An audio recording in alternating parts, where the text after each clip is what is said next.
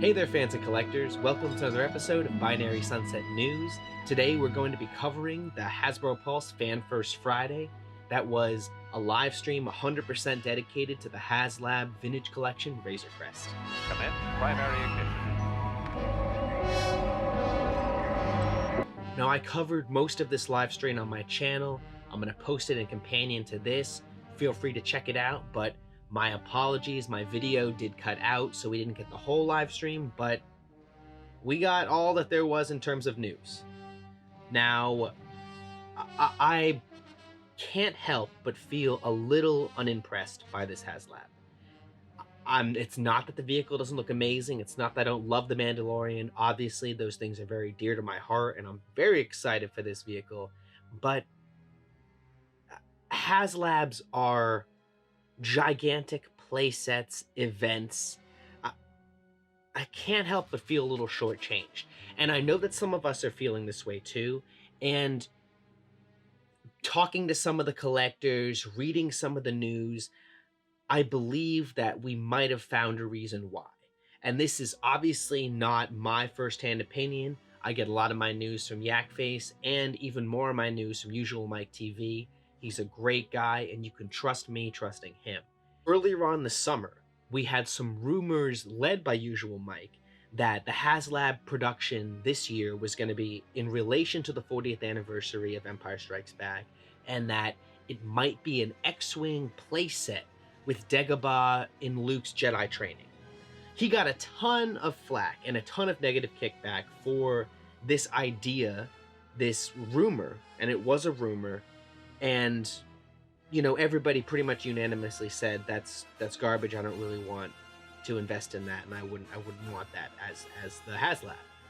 This was in the summer, so before the convention, before the announcement of the next Haslab creation. Now, we all remember that the Haslab announcement was delayed by months, if not definitely tons of weeks, if not months. And things like that don't happen for a reason.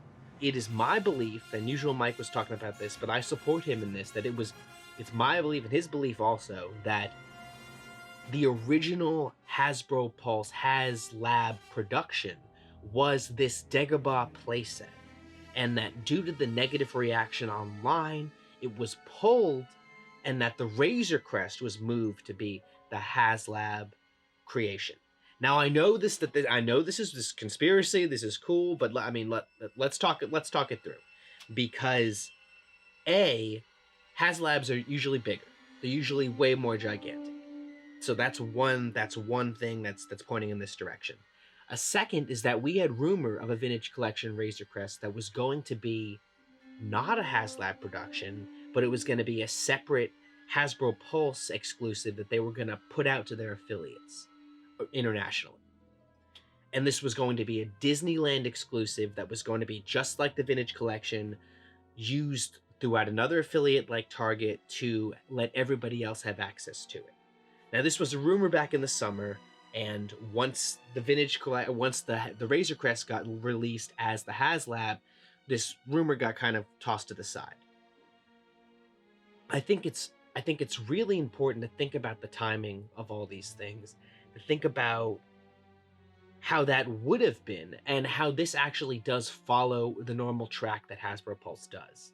Now, they don't necessarily respond to us wanting more and more of a certain figure or more and more of a certain things, but they certainly do respond to negative fan reactions of a character they haven't released yet by pulling it. And we've seen that in the last year with the Darth Revan Vintage Collection figure we were supposed to see and never came to fruition. I believe that this also would have tied in with the same themes of Haslab. It would have gone together with the 40th anniversary. It would have been a memorable image that we all know from that film. And it would have been the size of a playset, of a Haslab actual creation. Because the katana wasn't just a vehicle, it was a playset. So we're more used to, this would have been a vehicle and a playset and some exclusive figures. It's very interesting to think about, and there's more factors that all go in. This belief was furthered by the fact that once the Haslab reveal Razorcrest was announced to everybody, international affiliates outside of the US were able to pre-order and support the Razorcrest. And that is not a Haslab norm. So internationally, people who are Star Wars fans usually get kind of screwed with the Haslabs. They're very North American, American centralized, where that's where they go and that's where they ship. Now this is completely out of a norm to have Haslab creations internationally shipped out and available. This is not out of the norm for Hasbro's exclusives that get leaked from Disneyland and other places like this. So again, another pin in the hat for this being a possibility. It's something you really have to think about. But as I see more images of the Razorcrest, as I see it expanded upon, I feel like it's hitting a wall. Whereas it's an amazing vehicle, it's really cool, but for a Haslab creation, I want more. So it's only a couple weeks old since its announcement. Maybe they'll give us a hanger, maybe they'll give us something that feels more playset ready. But I don't know if more figures is going to do it on this point for me. The panels all come off. You can't add anything extra to the vehicle. You can add stuff around the vehicle. But I just think it's an interesting possibility if this is a reality, and if it is a reality, interesting kind of like direction that Hasbro's going in, because even if things aren't going to be like a fireworks celebration for Haslabs, I think they should never pull the productions entirely. Because I mean, even if people wouldn't have gone bonkers for the Dagobah playset, I think we still should have seen it. What really convinced me that the Haslab creation was switched at the last minute was when they finally did announce it during PulseCon. So it got delayed a couple months, which is abnormal and weird. We went through 2 live streams where they said, next time, keep staying tuned. And we did. And when we finally saw it, it was a big event for Hasbro. It was a big event for PulseCon. We didn't see anything more than pictures and digital 3D renders. That also is completely abnormal for Haslab launches.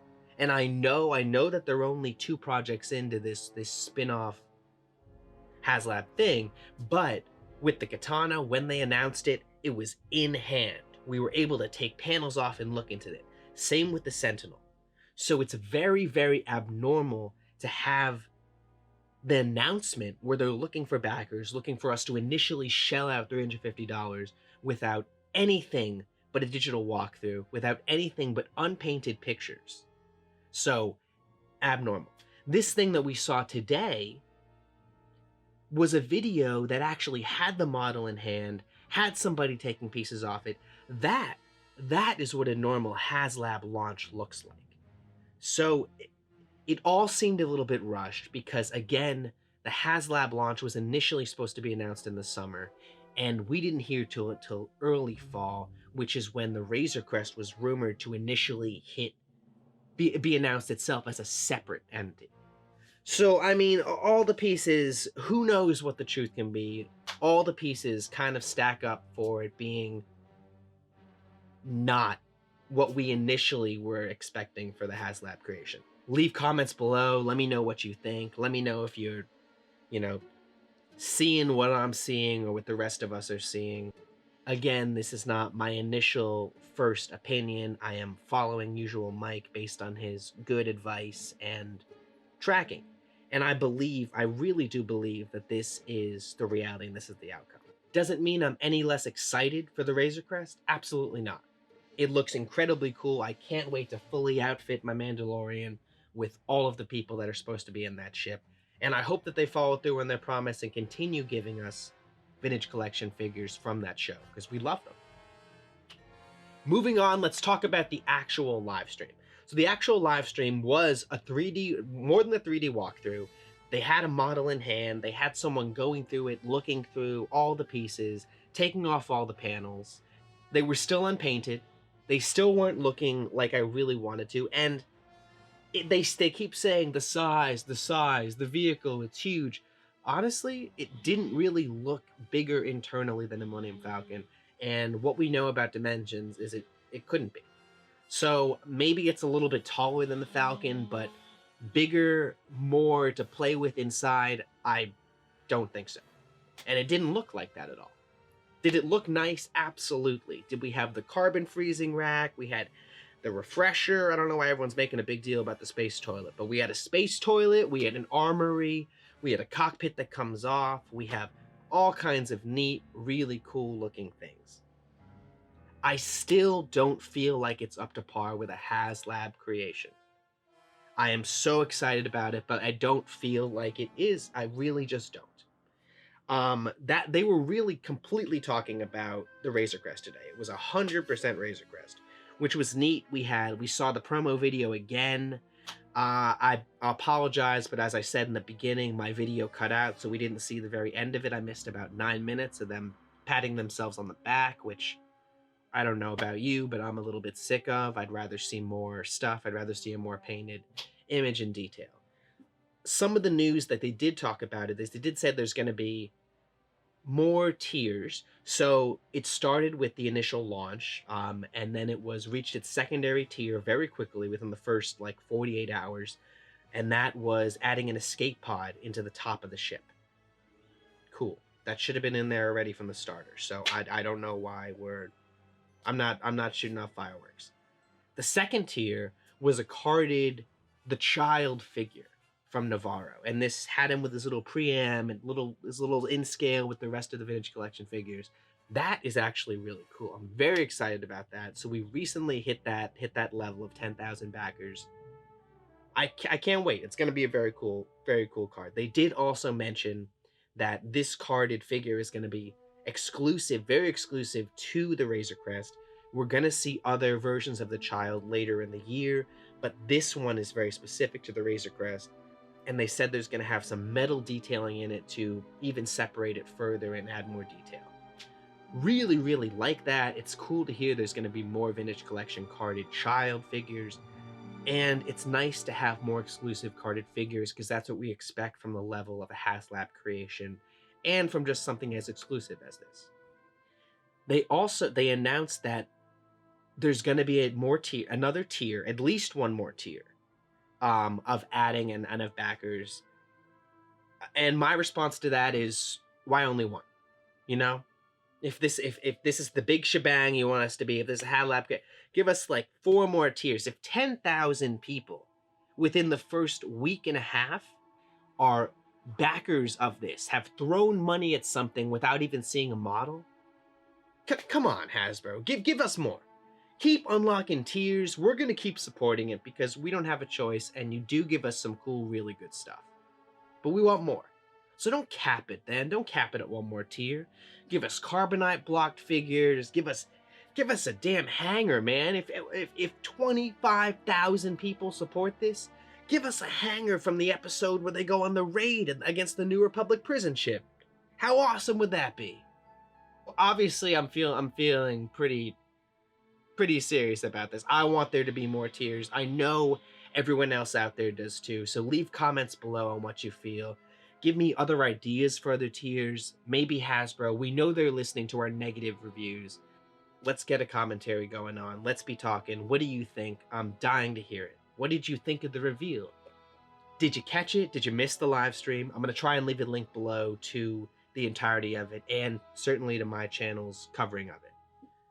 Last bit of news that actually is quite interesting and pretty cool is that they were talking about the other Mandalorian figures that were on Vintage Collection cards that were pretty hard to find. They were few and far between. They flew off the shelves as soon as they got there because everybody loves these figures.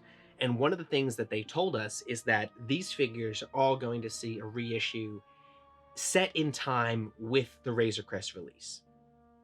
Pretty neat. So if you missed out on the first wave of Vintage Collection figures from The Mandalorian, these are going to be hitting stores, or at least hitting HasbroPulse again as they restock their stuff to go in time with The Mandalorian Vintage Collection Razorcrest.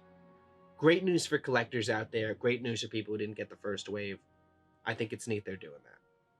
There are also going to be other versions, as we know, of these figures that are on the same card back but carbonized.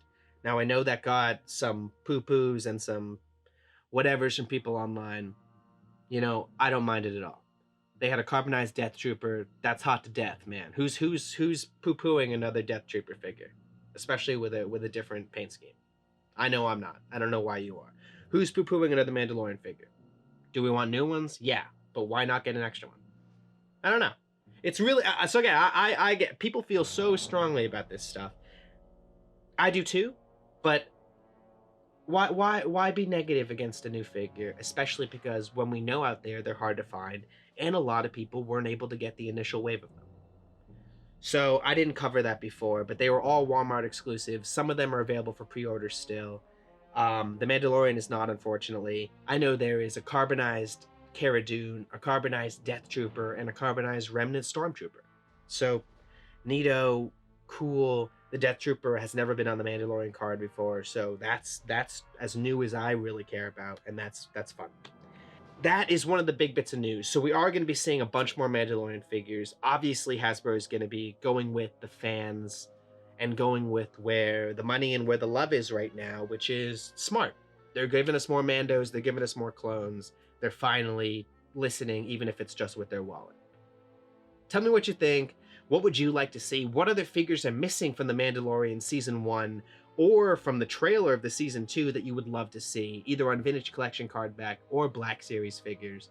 Let's let Hasbro know, and maybe they'll give us some more of this greatness. Thanks for watching the reaction video to the Hasbro Pulse Fan First Friday. I am Mike. This has been Binary Sunset Review. Have a great day out there. Stay safe, stay sane, and remember, the Force will be with you. Always. I'm just a simple man trying to make my way in the universe.